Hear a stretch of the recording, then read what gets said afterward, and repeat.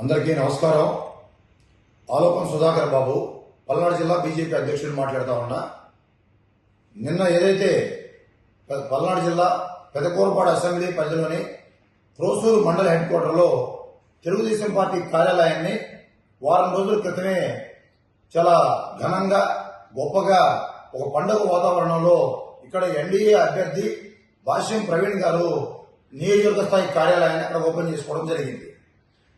ఈ యొక్క కార్యాలయాన్ని ఓపెన్ చేసుకోవడం కానీ వందలాది మంది కార్యకర్తలు ప్రతిరోజు అక్కడ సందర్శించడం, అదేవిధంగా నిన్నగా 6వ తారీఖు నాడు సాయంకాలం తెలుగుదేశం పార్టీ జాతీయ అధ్యక్షులు మాజీ ముఖ్యమంత్రి వర్యులు రేపు కాబోయే ముఖ్యమంత్రి శ్రీ నారా చంద్రబాబు నాయుడు గారి యొక్క ప్రజాగళం కార్యక్రమంలో భాగంగా వారు ప్రోసూరు మండల హెడ్ క్వార్టర్లో రావడం, అక్కడ 1,00,000 మంది కార్యకర్తలు వారికి ఘన స్వాగతాన్ని పలకడం కూడా జరిగింది. ఈ యొక్క కార్యక్రమాన్ని అంతా కూడా జీర్ణించుకోలేని పరిస్థితుల్లో ఈ వైసీపీ ప్రభుత్వం ఇక్కడ ప్రస్తుత శాసనసభ్యుడు నంబూరు శంకర్రావు గారు అతను ఒక ఆక్రోశాన్ని ఒక విషాన్ని నింపడం ఈ పెదకూరపాడు నియోజకవర్గం మీద మనం చూస్తూ వచ్చాం. గతంలో కూడా తప్పుడు కేసులు పెడుతూ, అదేవిధంగా సంబంధమైనటువంటి కేసులను పెడుతూ, పీడీ యాక్టులను పెడుతూ కూడా నిన్నటి వరకు అతని దగ్గర పనిచేసినటువంటి వ్యక్తులు కోస్తూరు కంచెడి సాయిబాబు గారు కావచ్చు, అదేవిధంగా సోదరుడు గన్నా నాగేంద్ర గారు కావచ్చు, ముస్లిం మైనార్టీ సోదరుడు జానీ గాని అమరావతి జానీ, వీళ్ళ ముగ్గురు మేము తప్పుడు కేసులు పెట్టి నియోజకవర్గం లేకుండా చేయాలని మనం చూసాం. అదేవిధంగా ఒక నెల రోజుల క్రితం ధరణికోటలో వాళ్ళు వేసుకున్నటువంటి కార్యాలయాన్ని వాళ్ళ కార్యకర్తలే తగలబెట్టించుకొని సానుభూతి పొందడం కోసం పథకాన్ని రూపొందించుకున్నారు. అది ప్రజలందరూ కూడా అర్థమైపోయింది.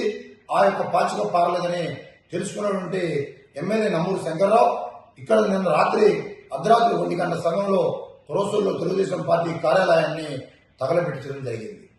ఒకటే చెప్తా ఉన్నాం, పెదకూరపాడు ప్రజలు పెదకూరపాడులో గతంలో 20 సంవత్సరాలు మాజీ మంత్రి కన్నా లక్ష్మణ్ గారు పరిపాలించడం జరిగింది, వరుసన 20 సంవత్సరాల పాటు. ఆ తర్వాత కొమ్మాలపాటి శ్రీధర్ గారు కూడా 10 సంవత్సరాలు కంటిన్యూగా ఎమ్మెల్యేగా ఈ నియోజకవర్గాన్ని పరిపాలించారు. ఎప్పుడు కూడా ఇలాంటి పరిస్థితులు లేవు. ప్రశాంతమైన వాతావరణంలో ఈ పెదకూరపాడు ప్రజలు, ఈ నాయకులు ఇక్కడ ఉంటారు. ఇక్కడ నాయకులు తెలుగుదేశం పార్టీ నాయకులు కావచ్చు, వైసీపీ నాయకులు కావచ్చు, కాంగ్రెస్ నాయకులు కావచ్చు, బీజేపీ నాయకులు కావాలి, జనసేన నాయకులు కూడా, ఈవెన్ ఆల్సో కమ్యూనిస్ట్ నాయకులు కూడా ఒక ప్రశాంత వాతావరణంలో ఇక్కడ రాజకీయాలు చేసుకుంటూ ఉంటారు.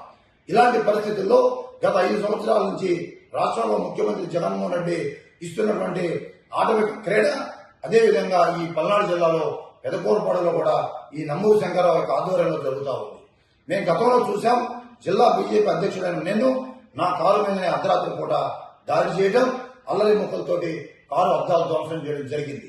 భయభ్రాంతులు గురి చేయాలని, ఇలాంటి వాతావరణం తీసుకురావాలని గతంలో పెదపల్లిలో ఉన్నటువంటి వాతావరణాన్ని, మామూలు సంస్కృతిని మాకు తెలియదు కాదు, ఈ పెదకూరపాడులో ఇలాంటి పరిచయం చేయాలంటే మీకు సాధ్యం కాదని చెప్పేసి ఇలాంటి యొక్క జిమ్మిక్కులతోటి భయభ్రాంతులు గురి చేసి మీరేదో రేపు మళ్ళీ ఎన్నికల్లో పబ్బం గడుపుకోవాలని చూస్తే శంకర్రావు గారు ఇది మీకు ఒక హెచ్చరిక చెప్తా ఉన్నాం.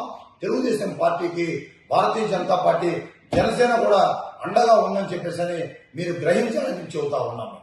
ఇలాంటి యొక్క ఆటవిక చర్యల్ని మేము తీవ్రంగా ఖండిస్తా ఉన్నాం.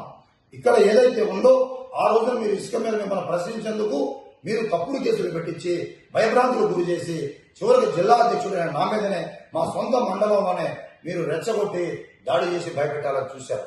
ఇది మీ తరం కాల. ఎందుకంటే నాకు ఇసుకతో సంబంధం లేదు, అక్రమ ఇసుకతో నాకు సంబంధం లేదు. మీకు దమ్ము ధైర్యం ఉంటే ఒక అమ్మకి అబ్బకి అయ్యక పుడితే అనేటువంటి ఒక్కర భాషని, పదజాలాన్ని మీరు వాడి నోరు జారి మీరు సవాల్ విసిరారు. అమరలింగేశ్వర స్వామి దగ్గర ప్రమాణం చేయాలని రమ్మన్నారు. మీ యొక్క సవాల్ని భారతీయ జనతా పార్టీ స్వీకరించింది.